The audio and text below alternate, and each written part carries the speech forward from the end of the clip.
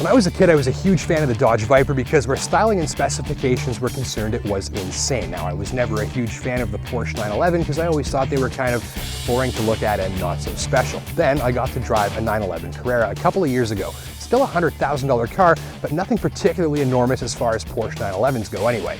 But this one is a little bit different. This is the 911 GTS, and it's a special version of the 911 Carrera that intends to be the sportiest Carrera model in the lineup. This is as athletic as the 911 gets without going into the Turbo Series or the outrageous GT3 factory race car lineup. You can get all-wheel drive, a paddle shift transmission, and even a convertible. This coupe got the 6-speed stick and rear-wheel drive. Perfect.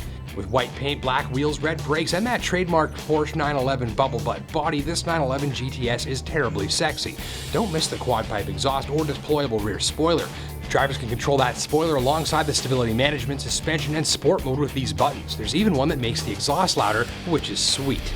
Elsewhere inside, you'll find plenty of gauges, a big center-mounted tack, and a simple, concise, and focused control layout. Suede trim racing-style seats are comfortable once you settle into a driving position that leaves your backside just inches from the road. Suede wraps the steering wheel, shifter, and armrests, which actually double as storage compartments. There's also a sport chrono lap timer for when you visit the track. This is as sensible as a street-legal track weapon's probably ever been. Despite the cruel intentions this machine has for your driver's license, it's sensible enough to use every day. Easy enough to board and exit, easy to park, good visibility, and not even terrible on fuel. In fact, as 400-plus horsepower sports cars go, it's actually very reasonable on gas. So what's under the hood? Just enough room for my cleaning kit, gym bag, and camera bag. The 911 GTS does have a back seat for a few more items, since they're pretty much useless for anyone with legs or a head. Getting out of the rear seat is a bit like being born again. In back, engineers bolted this 408 horsepower version of Porsche's 3.8-liter flat six behind the rear axle. It's not turbocharged, it's just a highly strung, naturally aspirated screamer of a big six. There are some big performance numbers here, but at first, things don't really sound that way. At low revs, it makes a noise like a dirty old VW bug with an exhaust leak that's about to throw a rod. Of course, that just foreshadows the sound effects waiting for you on the other end of the tachometer. Get the hand-built engine spinning to its 7,300 RPM redline, and the sound is just unreal. The acceleration is wicked, and the exotic howl and explosively peaky high RPM power surge simply add to the experience.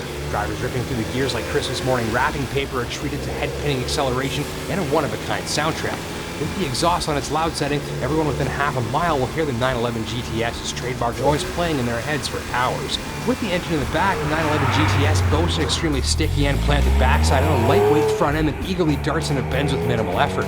Nearing its core-ring limits, the rear squirms gently to tell drivers they're pushing their luck, but this is ultimately a performance car with heaps of talent put right at your disposal from the get-go. And sure, there are faster, grippier, and more powerful cars available for the money. Maybe it's no single aspect of this 911 GTS that makes it appealing. Instead, it's the way the acceleration, sound, shifting, handling, and braking all come together at your fingertips. There's a one-of-a-kind driving feel engineered into this thing. You use some muscle and effort to drive it, but man, does it ever leave a smile on your face. Everything about this car is so manly. I mean, you start off putting on this red seatbelt, the shifter's heavy, the clutch is heavy, the steering's heavy, even this e-brake handle, you've got to really rip on it to get it to work. Everything you do in here makes you just want to go, I am man after you're done. It feels fantastic.